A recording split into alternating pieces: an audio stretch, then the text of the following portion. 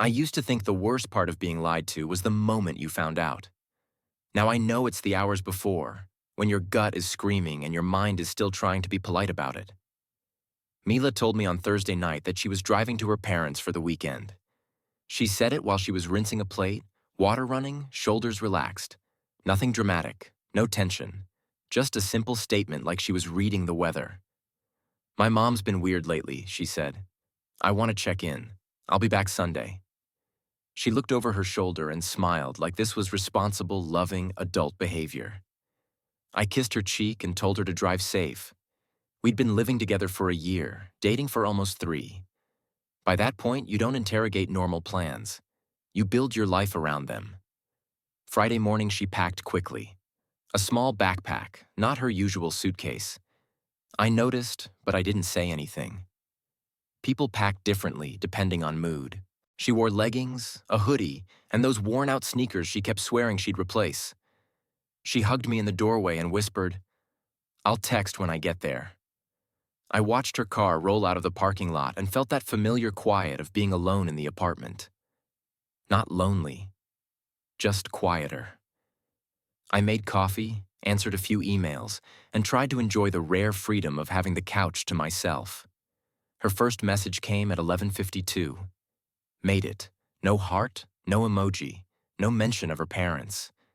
Still, it was enough. I replied with a simple "love you" and went back to my day. Friday night, she didn't call. That was unusual. When she visited her parents, she usually FaceTimed me for at least a couple minutes. Her mom would wave, her dad would do some dry joke, and Mila would roll her eyes in a way that somehow made her look 10 years younger. Instead, I got a single text close to midnight. Long day. Going to sleep. I told myself her mom was upset about something. I told myself Mila was tired. I told myself I was being dramatic for even noticing. Saturday morning, I woke up early anyway. Habit. I cleaned the kitchen, fed the cat, and scrolled through my phone like that would make time move. Around noon, I texted her. "How's your mom?" 20 minutes passed, then 40. Finally, she replied, "She's okay, just talking a lot. You know how she is. That line didn't land the way it should have." Mila's mom didn't talk a lot. She was quiet, almost shy. Mila usually complained about awkward silences when we visited. The comment was small, but it scraped at the inside of my brain like a rough edge. I didn't push. I just replied, "Tell her I said hi." Mila responded with a thumbs up. A thumbs up. From the woman who once wrote me a full paragraph because I forgot to buy the right oat milk. I spent Saturday trying to ignore the growing feeling that something was wrong. I took a walk. I went to the gym. I did laundry and folded her shirts the way she liked, neat and tight. Every time I checked my phone, there was nothing. No random photo. No complaint about traffic. No mention of her dad fixing something in the garage. Nothing that made the weekend feel real. That evening, I opened our shared closet to put away towels and saw her suitcase sitting exactly where it always sat. The big one, the one she used for every 2-night trip. She hated backpacks. She said they made her shoulders ache. Seeing it untouched made my stomach dip. I stood there for a long minute with a towel in my hands, listening to the silence of the apartment, letting the truth try to form and refusing to let it. I called her. It rang until voicemail. I didn't leave a message. I texted instead. "Everything okay?" The typing bubble appeared instantly, then vanished. It came back, then vanished again. Like she was deciding which version of reality to hand me. Finally. "Signal is bad here. All good." Bad signal where, I thought. Her parents lived in a normal neighborhood with a coffee shop on every corner. This wasn't a mountain cabin. I stared at the message and felt something cold settle in me. Not anger yet, but clarity. Sunday morning, I woke up with a tight chest and the kind of headache you get when your body has been bracing all night. I checked my phone. No new messages. I waited until 10, then 11. Still nothing. I tried calling again. Voicemail. At noon, I did the thing I didn't want to do. Not because I wanted to catch her, because I wanted my mind to stop spinning. I called her parents. Her mom answered on the second ring. She sounded cheerful, like I'd called at the perfect time. We exchanged a few pleasantries. I asked how they were doing. "We're good," she said. "Just got home from church." My throat went dry. I asked, "How's Mila doing? Is she helping you with everything?" There was a pause that felt like an elevator dropping. "Mila?" "Yeah," I said, forcing a laugh that didn't sound like mine. "She's there for the weekend." Another pause, softer now, like her mom was checking her memory and coming up empty. "Honey," she said carefully, "she isn't here." My mouth opened, but nothing came out. My brain tried to grab at explanations. Wrong weekend. Miscommunication. Maybe she went to her dad's brother's place. Maybe her mom didn't know she came in late. I asked, "Is she maybe at the store or out with your dad?" "No," her mom said. "Your voice sounds strange. Is everything okay?" I swallowed. I didn't want to pull her parents into the fallout. Not yet. Not until I knew the shape of it. "I'm sure it's fine," I said. "Maybe I mixed up the days. Tell your husband I said hi." I hung up before she could ask more. My hands were shaking. It wasn't dramatic shaking. It was that quiet tremor that comes when your body understands before your pride does. I sat on the couch and scrolled through Mila's social media. Nothing. No posts. No story. That was unlike her. Even when she claimed she was taking a break, she still posted something. A coffee cup, a sunset, a blurry selfie with a caption about being grateful. I checked her location in our shared app. The dot was off, not unavailable, not no signal. Off, like she'd deliberately disabled it. My stomach turned. I went to our bedroom and opened her nightstand drawer. I hated myself for doing it, but I did it anyway. I found her spare charger, a few hair ties, and a small stack of receipts she never threw away. Nothing useful. Then I saw her toiletry bag missing. The nice one we bought together at an airport because she said it made her feel put together when traveling. So she did pack. Just not for her parents. I texted her again. "I talked to your mom." This time her reply came fast. "Why would you do that?" That was the moment I knew. Not the denial. Not the confusion. The accusation. I typed slowly. "She said you weren't there." No response. I waited, staring at the screen, watching the time tick like it was taking sides. Finally, the typing bubble appeared. It stayed longer this time. Then she sent a single line. "Plans changed. Where are you?" Another long pause. "I'm out." "Out where? Please don't do this right now." I read that sentence 3 times. The entitlement of it. As if my reality was an inconvenience. I sent one more message. "Tell me the truth or don't come back here." She called immediately. I answered on the second ring, surprised by my own calm. Her voice was strained, a little breathless, like she'd been moving fast. "I didn't mean for you to find out like that," she said. "Find out what, Mila?" Silence. A faint sound in the background, like a sliding door closing. "I'm with Daniel," she finally said. Daniel, her ex from before me, the one whose name used to float through our relationship like smoke, the one she insisted was just someone she used to know, the one she claimed she had no feelings for, even while she stayed strangely defensive anytime he came up. My jaw clenched so hard it hurt.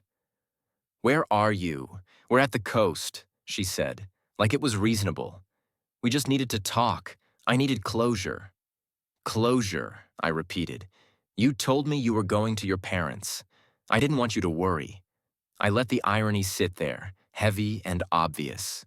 "You didn't want me to worry, so you lied, turned off your location and stopped answering calls." She started crying. Not loud, just the quiet kind that tries to reset the conversation. "It isn't like that," she said. "Nothing happened." I didn't ask if anything happened. Not yet. I asked why she lied. I asked why her first instinct was to make me the last person in the room to know my own relationship was changing. Mila kept talking, words about confusion, old feelings, seeing him once by accident, him suggesting they get away to talk without distractions, her saying yes because she wanted to be sure she was making the right choices. The right choices, I said. You mean whether I'm the right choice? She didn't answer.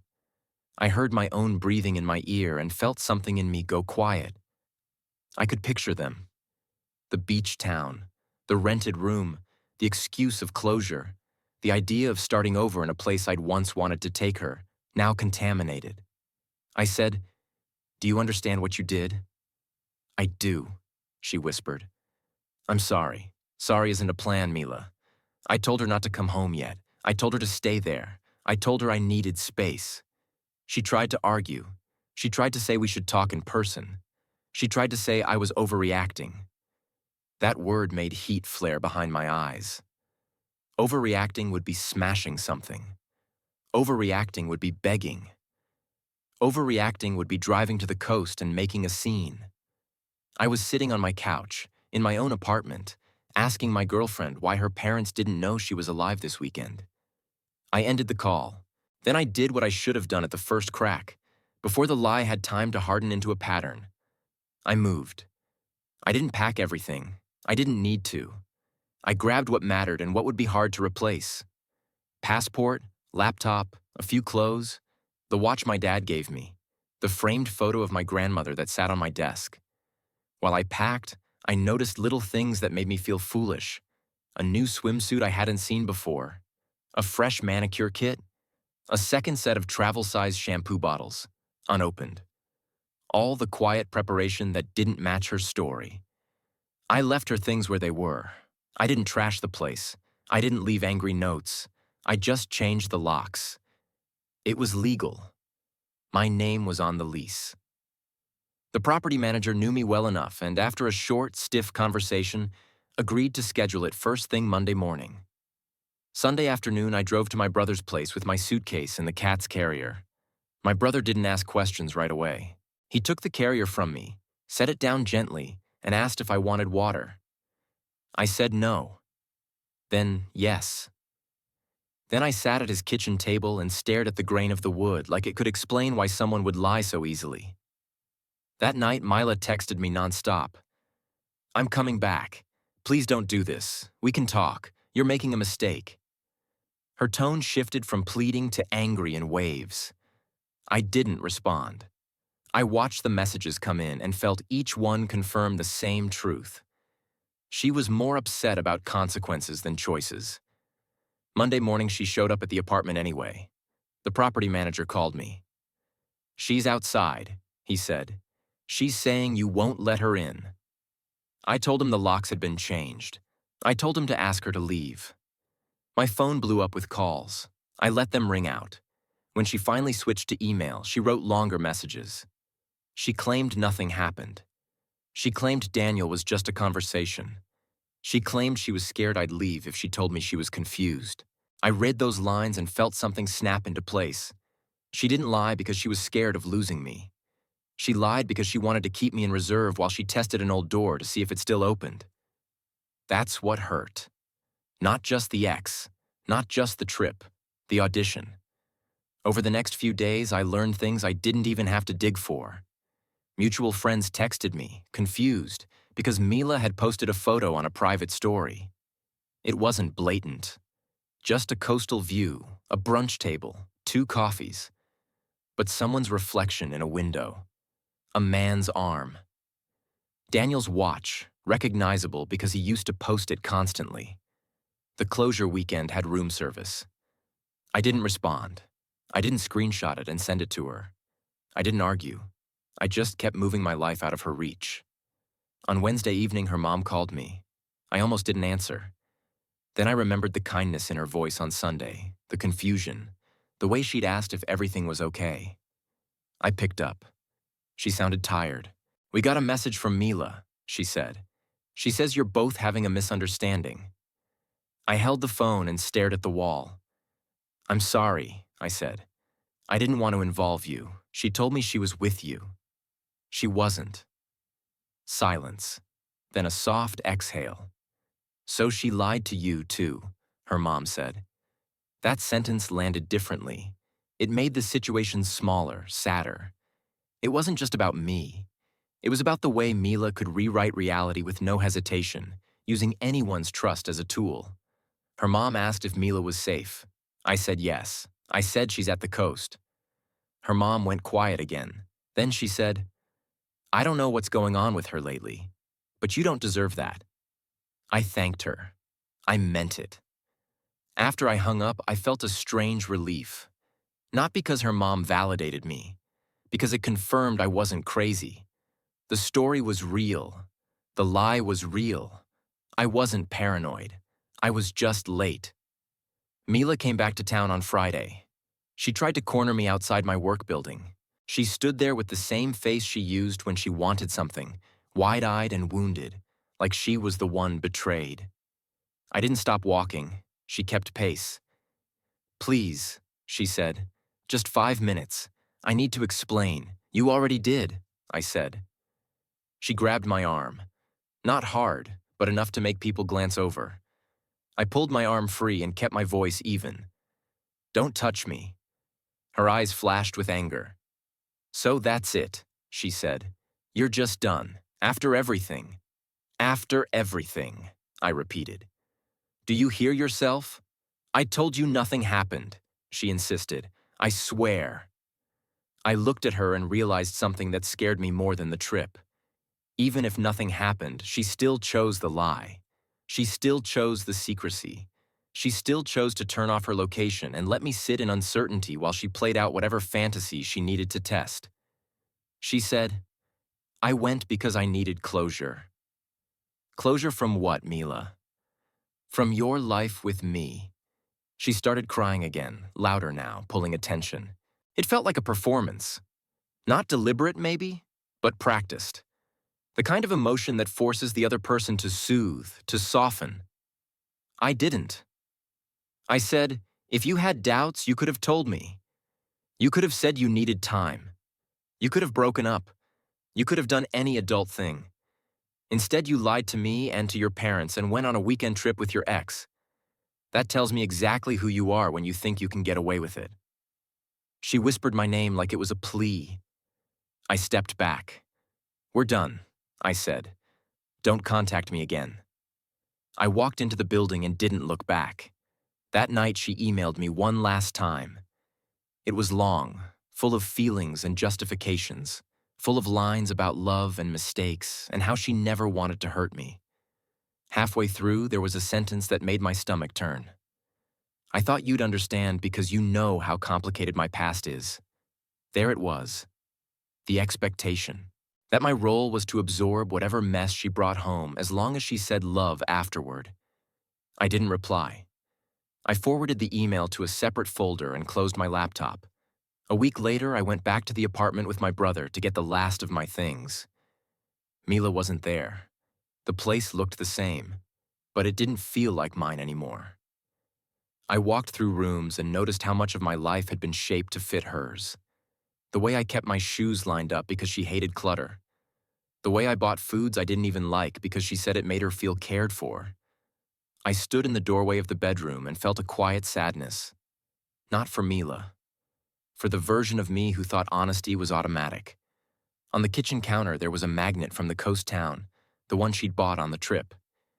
It was a cheap souvenir, tacky and bright. She'd left it out like it was nothing. I picked it up, turned it over, and set it back down. I didn't throw it away. I didn't need to. I took my framed photo, my last few clothes, and the cat's scratching post.